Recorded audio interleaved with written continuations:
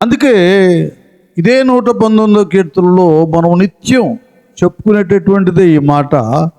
9వ వచనములో యవ్వనులు దేని చేత తమ నడత శుద్ధిపరుచుకొందురు, నీ వాక్యమును బట్టి దానిని జాగ్రత్తగా చూచుకొనుట చేతనే కదా. చూసారా, 37లో ఏమంటాడు వచనంలో చూడండి, అది వ్యర్థమైన వాటిని చూడకుండా నా కన్నులు త్రిప్పి అది. ఇప్పుడేంటి, వ్యర్థమైనవి యమన బిడ్డలు చూడకుండా కళ్ళు ఏం చేయాలి దేవుడు? చెప్పండి, కళ్ళు ఏం చేయాలి దేవుడు? మీరు చెప్పాలి. త్రిప్పి, ఎటువైపు త్రిప్పాలి? మళ్ళీ 9వ వచనం అన్నమాట. అది నీ వాక్యమును బట్టి, అది క్లారిటీ ఇచ్చారు కదా. వాక్యాన్ని జాగ్రత్తగా చూచుకుంటేనే పరిశుద్ధత అనబడేటటువంటిది యవన బిడ్డలకు అనుగ్రహించబడుతుంది. ఇక్కడ ఎందుకు ఏదో ఆ విషయాలు ఈ విషయాలు పరిశుద్ధాత్మ దేవుడు ప్రస్తావించకుండా, యవనులు దేని చేత తమ నడత లేక తన ప్రవర్తన శుద్ధి పరుచుకుందురు అనే మాట ఎందుకు అంటున్నాడు? యవనులు దేని చేత తమ నడత శుద్ధిపరుచుకుంటారంటున్నాడు అంటే దేవునికి కావాల్సింది ఏంటంటే పరిశుద్ధత. ఏం కావాలి దేవునికి? అది. యవనులలో నుండి దేవుడు ఏం కోరుకుంటున్నాడు? వారి బలం కాదు, వారి శక్తి కాదు. ముందు దేవుడు యవన బిడ్డల్లో కోరుకుంటుంది ఏమిటంటే వారికి పరిశుద్ధత కావాలి. ఎందుకంటే నేను పరిశుద్ధుడును కనుక మీరును పరిశుద్ధులై ఉండుడి. దేవుడు పరిశుద్ధుడు. యవన బిడ్డలకు కేవలం అందం, చందం, ఈ లోక జ్ఞానం మాత్రమే కాదు, దేవునితో బంధం, అనుబంధం, సంబంధం, దేవునితో నడుచుట, దేవుని కొరకు బ్రతుకుట, దైవ మహిమను పొందుట, ఇవన్నీ కూడా యవన బిడ్డలు పొందుకోవాలంటే వారికి పరిశుద్ధత కావాలి. అది వాస్తవంగా వాక్యంలోనే వ్రాయబడం. నానా యెషయా గ్రంథం మనం 40వ అధ్యాయము 30వ వచనంలో చూసినప్పుడు అక్కడ ప్రవక్త ఒక విషయాన్ని, జనరల్ విధానాన్ని, మామూలుగా సామాన్యంగా లోకంలో జరిగేటటువంటి దాన్ని తెలియచేస్తాడు. సొమ్మసిలిద్దురు, అది యవనస్తులు. అర్థమవుతుందా నాన్న? యవన బిడ్డల విషయంలో జరిగేది ఏంటంటే తప్పక ఏమవుతారంట, అది వాళ్ళు బలహీనలైపోతారు, తొట్టిల్తారు, పడిపోయే పరిస్థితి వారికి దుష్టుడు కలుగు చేస్తాడు. ఎందుకంటే మనం అనేక పర్యాలు చెప్పుకున్నాం. ఇర్మీయా గ్రంథం 9వ అధ్యాయంలో 9వ అధ్యాయంలో 20, 21 వచనాల్లో, ముందు 20లోనేమో ఏడవమంటాడు దేవుడు ప్రవక్త ద్వారా.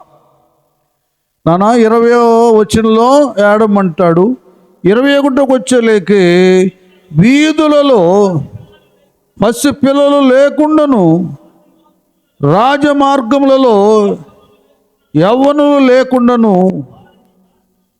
వారిని నాశనము చేయుటకై మరణము అది మన కిటికీలను ఎక్కుచున్నది, నగరములలో ప్రవేశించు.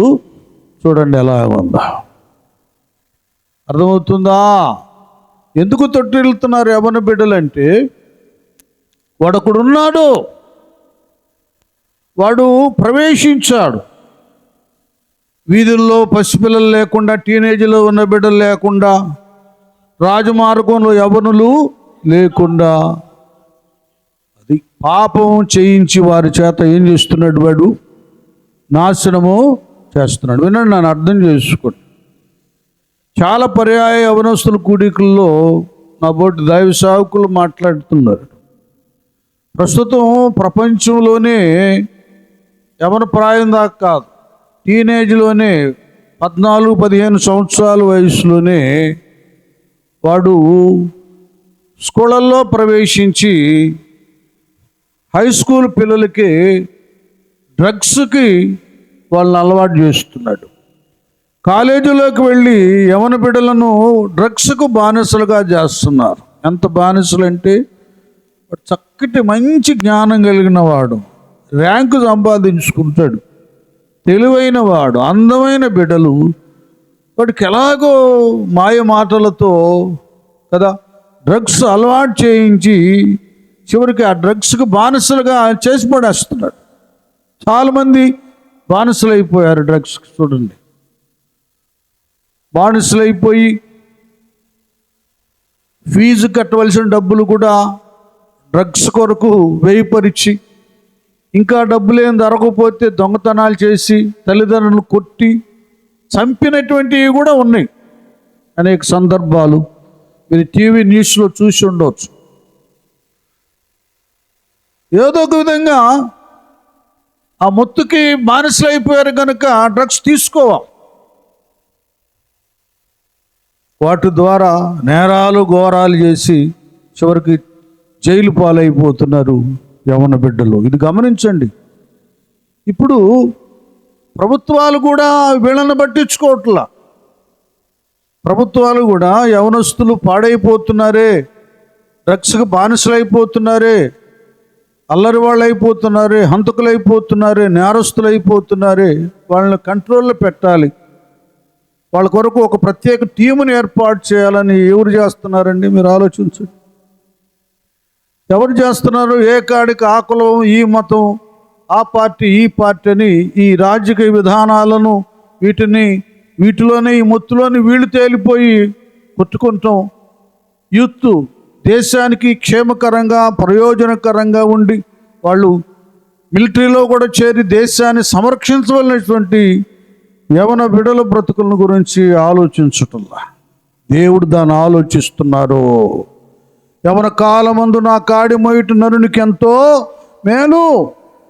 దేవుడు ప్రవక్తల ద్వారా చెప్తా ఉన్నాడు, అయ్యో ఇదిగో ఈ రకంగా అవుతుంది, వీధులలో పసిపిల్లలు లేకుండాను, రాజమార్గములలో యవనులు లేకుండాను వారిని నాశనం చేయుటకై మరణము మన కిటికీలు.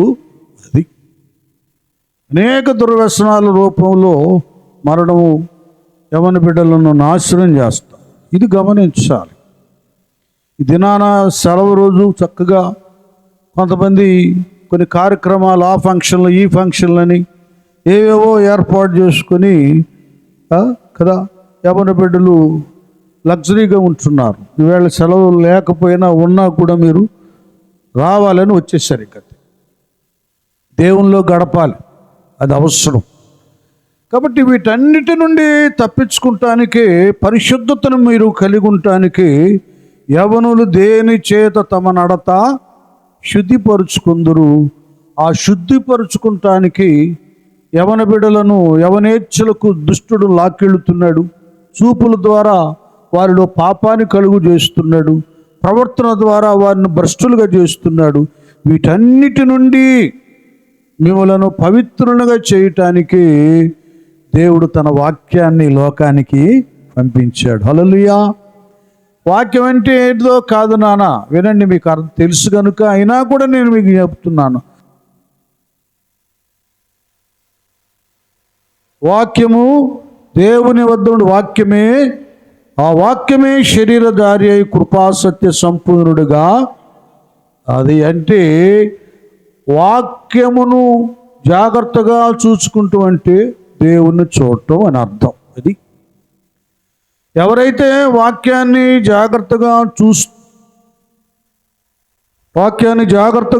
చూస్తూ ఉంటారో వారు దేవుణ్ణి చూచినట్లు అని అర్థం అన్నమాట. వాక్య దేవుణ్ణి చూసినట్లు. వాక్యం అంటే ఒక అక్షరం కాదు, ఏదో బైబుల్లో కదా వైట్ పేపర్లో నల్లగా ప్రింట్ చేసిన మాట మాత్రమే కాదు. అందులో జీవం ఉంది, శక్తి ఉంది. ఆ వాక్యం బ్రతికిస్తుంది, మనుషులను జీవింప చేయిస్తుంది. వాక్యం పవిత్రపరుస్తుంది. దానివైపు యవన బిడ్డలు చూడాలి. అనేకులు వాక్యం వైపు చూడలేదు. మందిరాలకు వచ్చి కూడా పాటలు పాడేంత వరకు, ఆరాధనలో ఉన్నంత వరకు బాగానే ఉంటారు. వాక్యం దగ్గరికి వచ్చలేకే కొంతమంది అటు ఇటు తిరగడం, కొంతమంది దేని గురించో ఆలోచించడం, రకరకాలుగా వాళ్ళు తలంపుల్లో ఉంటుంటారు. యవన బిడ్డలు పవిత్రపరచబడాలంటే దేవుని వాక్యాన్ని జాగ్రత్తగా చూసుకోవాలి, వినాలి. అది జాగ్రత్తగా వినాలి. వినినప్పుడు ఆ వాక్యం మన హృదయంలోకి వెళ్ళి హృదయాంతరంగంలో ఉన్నటువంటి ప్రతి బలహీనతను, అవిధేయతను, లోపాన్ని, దోషాన్ని పారద్రోలుతుంది. వాక్యం వినకపోతే యవన బిడ్డలు మీరేమి నేర్చుకోలేరు, తెలుసుకోలేరు, అనుసరించలేరు, పవిత్రపరచబడలేరు. నాకెళ్ళి చూడండి, అందరూ నాకెళ్ళి చూడండి. బైబిల్ చదవన్నప్పుడు చదవ, నాకెళ్ళి కొద్దిసేపు చూడండి, నన్ను ముగిస్తా ఎక్కువసేపు. మీరు కావాలి దేవుడికి. మీరు పవిత్రతను, దేవుడు ఎలాగ పరిశుద్ధుడై ఉన్నాడో ఆ పరిశుద్ధతను మీరు పొందుకోవాలి. అది మీరు పొందుకోవాలంటే మీకు మీరుగా ఆ స్థితి మీకు రాదు. అది మనం పొందుకోలేం, మనకు అసాధ్యం. మన దేవునికైతే సమస్తము సాధ్యం. ఆయన చేయగలడు, ఇంకంతే. దాన్ని మీకు అర్థమయ్యేటట్టే నేను చెప్తాను. లూకాసు వార్త 19వ అధ్యాయంలో జక్కయ్య అనేటటువంటి ఒక ధనవంతుడు ఉన్నాడు. కేవలం ఆయన ధనవంతుడు మాత్రమే కాకుండా రోమా గవర్నమెంట్లో సుంకపు పన్ను వసూలు చేయడానికి ఒక హోదా, అధికారాన్ని తను కలిగి ఉన్నాడు. ఆ జక్కయ్య అనే మాటకు అర్థం ఏంటో తెలుసా?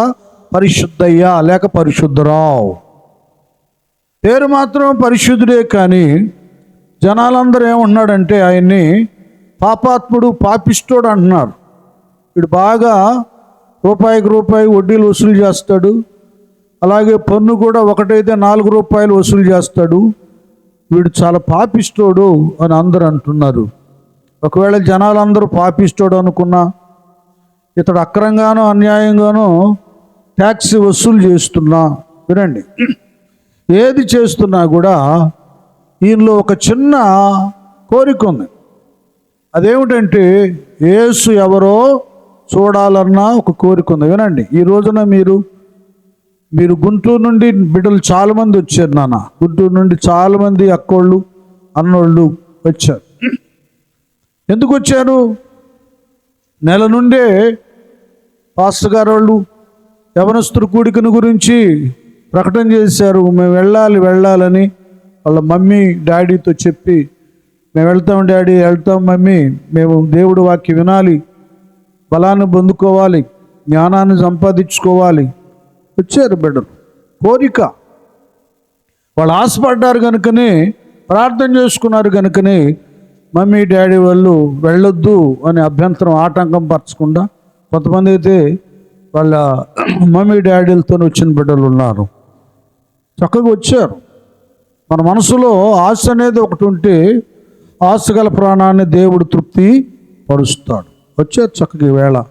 అలాగే జక్కయ్య అనే ఆయన ఒక ధనవంతుడైన, ఒక గవర్నమెంట్ ఎంప్లాయీ అయినా, ఎన్ని వ్యాపకాలు ఆయనకున్నా యేసయ్యను చూడాలన్న కోరిక ఆయనలో ఉంది. స్తోత్రం, హల్లెలూయా. అది ఇదేనా నేను మీ విషయంలో చాలా హ్యాపీ అవుతున్నాను. ముఖ్యంగా గుంటూరు నుండి వచ్చిన బిడ్డలు, మీరు కూడా చాలా మంచి మనసుతో దేవుని సన్నిధిలోకి వెళ్ళాలని వచ్చారు. నాయన, దేవుడు మిమ్మల్ని దీవించును గాక. ఇక ఈ కోరిక ఉండి ఆయన ఆ ఎరుకో వైపు యేసయ్య వస్తున్నప్పుడు పరిగెత్తుకుంటూ వెళ్ళిపోయి, ఆయన పొట్టాడైపోయాడు. ప్రభువును చూద్దాం అనుకుంటే వీళ్ళంతా ఎత్తుగా ఉన్న వాళ్ళు ఈయనకు అడ్డంగా ఉన్నారు కాబట్టి యేసయ్యను చూడలేకపోయాడు. వినాలి, బాగా వినాలి. మీరు ఎన్ని అడ్డులు, అభ్యంతరాలు వచ్చినా ఆ ప్రభువును చూడాలి కదా, యవనస్తుల కూడికి వెళ్ళాలి అనే ఆశ మీకుంది కనుక దేవుడు చక్కగా మిమ్మల్ని అందరినీ ఇక్కడ సమకూర్చాడు. ఇది మీ ఆశను బట్టే ఆశగల ఆ ప్రాణాన్ని దేవుడు ఏం చేశాడు? తృప్తిపరిచాడు. కొంతమంది నాకు రకరకాల ఫోన్లు చేస్తున్నారు, ఇది రాకపోవడానికి కారణాలు చెబుతున్నారు. ఇక్కడ రావడం నాకు కావాలి, కానీ రాకపోవడానికి కారణాలు నాకు అవసరం లేదు. అది లేదు. వాస్తవం ఏంటంటే యూత్ కానీ సండే క్లాస్ కానీ నడిపించే వాళ్ళు పిల్లల్ని పంపడానికి ప్రోత్సహించాలి. యవనస్తుల్ని పంపడానికి ప్రోత్సహించాలి. వాళ్ళు డ్రాప్ అవ్వడానికి కాదు. అది భక్తి కాదు, అది సరైనటువంటి ఆత్మీయ జీవితం కాదు. ఇది చాలా అవసరం. మీకు కూడా బిడ్డల్ని పంపించాలి. యవన కాలంలో వాళ్ళని వాక్యంలో వాళ్ళని సిద్ధపరిస్తే వాళ్ళు రేపు గొప్పవాళ్ళు అవుతారు. నీకు పేరు వచ్చింది. అక్క నన్ను నడిపించింది, అన్న నన్ను నడిపించాడు, వాళ్ళ ప్రార్థనే కదా, వాళ్ళు నేర్పినటువంటి భక్తే నాకు ఇంత ఘనమైన స్థానాన్ని కలుగా చేసింది. ఇది రావాలి. ముందు నడిపించే వాళ్ళు ఒకళ్ళు జనాల్ని సమకూర్చడానికి సిద్ధపడాలి. అంతేగాని నాకు పదవి లేదు, హోదా ఇవ్వలేదు, పెత్తనం ఇవ్వలేదు, నా దగ్గరకు వచ్చి బతిమలాడలేదు అనే మైండ్ ఉంటుంది. చూసారా? వాళ్ళు ఎప్పటికీ ఎన్నటికీ నాయకత్వానికి పనికిరారు, మాదిరి జీవితానికి అస్సలు దేవుడు ఎలాంటి వాళ్ళని ఇష్టపడరు. అంటే వాస్తవాలు మీకు చెబుతున్న నాయక లక్షణాలు చెప్తున్నాను. ఇక్కడ వీళ్ళు చాలా ప్రయాసపడుతున్నారు. అసలు యవనస్తులది సమావేశమే కూడికే లేని పరిస్థితుల్లో విజయరత్నం గారు ఒక 3 years 4 years బ్యాక్ వచ్చి కదిలించాడు యవనుల్ని. దానికి తోడు మా బిడ్డ మంజరి, ఎంతగానో దేవప్రసాద్, అలాగే మెర్సీ, అలాగే బెంజమిన్, వీళ్ళందరూ యవనులు కావాలి మన సంఘానికని పట్టుబట్టి ప్రయాసపడి ఇన్ని సంవత్సరాల నుంచి అనేక సమయాల్లో యూత్ కాన్ఫరెన్స్లు అవన్నీ ఏర్పాటు చేసి కష్టపడ్డారు బిడ్డలు. కనుక ఈ దినాన ఇంత సమావేశం ఏర్పాటు చేయబడి ఒక ఆసక్తి అనేటటువంటిది కావాలి. కనుక ఈ జక్కయ్య అనే ఆయనకు కూడా యేసు ఎవరో చూడాలనే కోరిక వచ్చేసింది. కనుక ఈయన చూడాలనుకున్నాడు, కానీ ఈయన పొట్టాడైనందున ఈ యూదా ప్రజలందరూ ఎత్తుకుంటారు కాబట్టి ఆయన చూడలేకపోయాడు. ఒకటి మాత్రం ఉంది కదా, మనసుంటే మార్గం ఉంటుంది.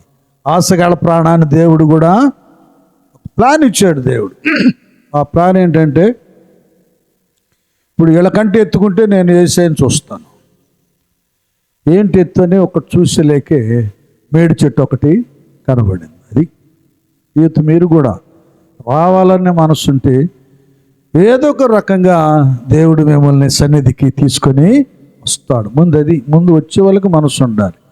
కొంతమందికి ఎగ్గొట్టే మనసులు ఉంటాయి కాబట్టి అన్నీ అడ్డులు సొడ్డులు ఏవో ఒకటి కారణాలు చెప్తారు. ఇదంతా ఏంటంటే ఎగ్గొట్టడానికి ప్లాన్.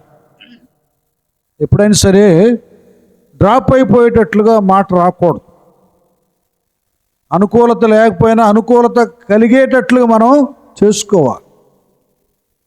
మీకు మీరే నిరుత్సాహపరుచుకోకూడదా, వాళ్ళు రారేమో, వీళ్ళు వస్తారో రారో తెలియరేమో, ఇట్లా ఈ మాటలు ఆడకూడదు. మీరు చేయాల్సింది ఏంటంటే ముందు వెళ్ళి వాళ్ళతో మాట్లాడాలి, తీసుకురావాలి. దేవుడి పని. జక్కయ్య చూడాలనుకున్నాడు, ఇంకంతే. ఏం చేశాడంటే అందరికంటే ఎత్తుగా ఉన్న మేడి చెట్టు ఎక్కేశాడు. స్తోత్రం చేద్దాం. హల్లెలూయా. మేడి చెట్టు ఎక్కేశాడు. ఎట్లున్నాయి? మేడి చెట్టు ఎక్కేశాడు. ఇక చూడండి, ఎక్కటంలో కూడా యేసయ్య కంటే ముందుగానే పరిగెత్తుకుంటా వెళ్ళిపోయాడు. అది మీరు మందిరానికి వెళ్ళే పిల్లలైనా ఒకటి గుర్తుపెట్టుకోండి.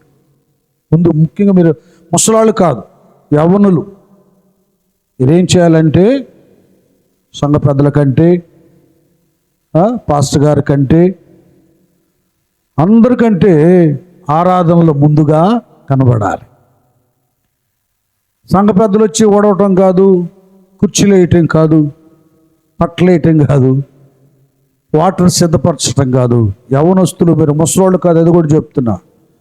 యవనస్తులు మీరు కదా, పరుగు పరుగున చెంగు చెంగున వెళ్ళిపోయి ఆ శక్తితో ఈ పనులని ముందు మీరే చేయాలి.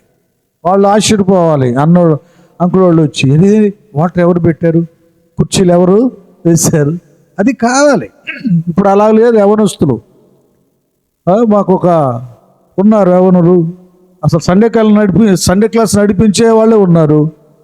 నేను గమనిస్తా కదా, వాక్యం చెప్పడానికి అట్లా కూర్చుంటా 9:30కి 10 గంటలకి వీళ్ళు ప్రత్యక్షం అవుతారు. నేను అనుకుంటా వీళ్ళకి బుద్ధి జ్ఞానం లేదు, మళ్ళీ ఈ మొక్క వేసుకొని మళ్ళీ సండే క్లాస్ నడిపిస్తుంది.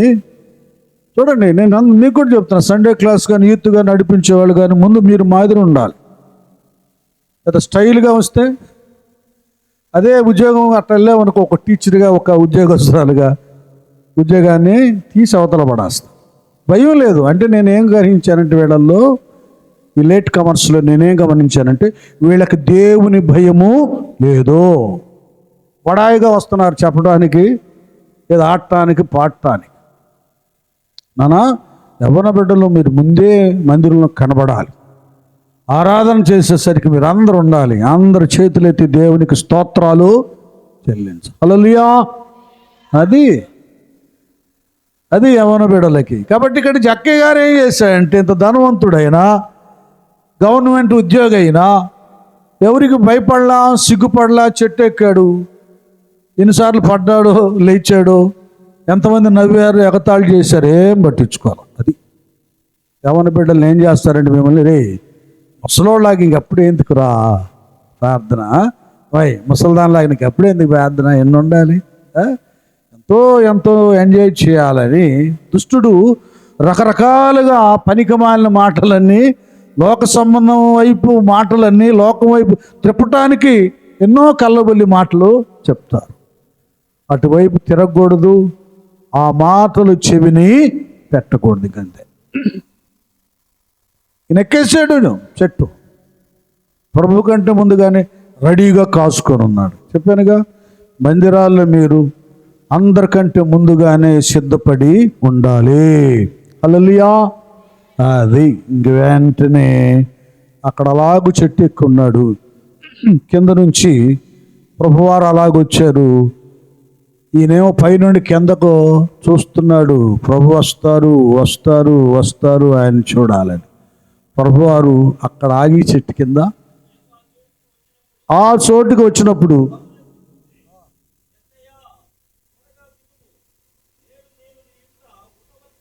అది చూసారా, కన్నులెత్తి చూచి, అర్థమవుతుందా? 37వ వచనంలో రాయబడ్డట్టుగా ఈ కళ్ళు అటు తిప్పుకొని ఎటు చూడాలి, యేసయ్య వైపు చూడాలి. ఇప్పుడు యేసయ్యే కన్నులెత్తి చూడాలనుకున్నటువంటి జక్కయ్య వైపు, అలాగే యవన కుమారుడా, కుమార్తె బిడ్డ, నువ్వు యేసయ్యలో ఉండాలి, ఆయన చూడాలి, ఆయన వాక్య ప్రకారం బ్రతకాలను అనుకుంటే నీ వైపే యేసయ్య చూసి నీ స్థితిగతులను సరి చేస్తాడు. నమ్మితే గట్టిగా చప్పట్లు కొడండి. అది యవనులు దేని చేత తమ నడత శుద్ధిపరుచుకుందురు, ఈ వాక్యమును దానిని జాగ్రత్తగా. వాక్యం అంటే దేవుణ్ణి చూచినట్టే. అది ఈరోజు బాగా బైబిల్ చదువుకోండి. మీరు ఆదివారం నియమ కూటాలకు వెళ్ళిపోండి. యవనస్తుల కూడికను వదిలిపెట్టొద్దు. వినండి బాగా దేవుని వాక్యాన్ని. అప్పుడు వెంటనే జక్కయ్య దిగిరా, నేను నీ ఇంట ఉండాలని చెప్పిన యేసయ్య, జక్కయ్య కూడా వెంటనే ఆయన దిగిన తర్వాత దిగి సంతోషముతో ఆయనని చేర్చుకొనెను. ఇంకో మాట అంటాడు కదా, ప్రభు దగ్గర అంటాడు గయ్యా, యవన దగ్గర అయితే నేను ఆ మాట, నేను యవని యొద్ద అన్యాయముగా అతనికి 4 అంతలు మరలా చెల్లింతునని ప్రభుతో చెప్పాను. చూసారా, ఇంకొక మాట అంటాడు కదా, ఆస్తిలో తనకున్నటువంటి ధనములు ఆ యొక్క ఆస్తిలో సగము పేదలకు ఇచ్చుచున్నాను, యవని వద్ద నేను అన్యాయముగా 4 అంతలు మరలా చెల్లింతునని అర్థమవుతుందా? అంటే వినండి, నన్ను అర్థం చేసుకుంటే అవన్న బిడ్డలు, మీరు ధనాలు ఇవ్వాలి ఎంత ఇవ్వాలని కాదు, కానీ ఇక్కడ మనం వాక్యం వింటున్నప్పుడు మన హృదయాంతరంగంలో యవన పిల్లలైనా దేని ద్వారా మనం అవిధేయులుగా ఉన్నాం, ఏ విషయంలో అమ్మ నాన్న బాధ పెడుతున్నాం, ఏ విషయంలో మన గురువులకి అవిధేయులుగా ఉంటున్నాం, మందిరంలో కూడా వ్యతిరేకంగా ఉంటున్నామో మనకు తేటగా అర్థమైపోతుంది.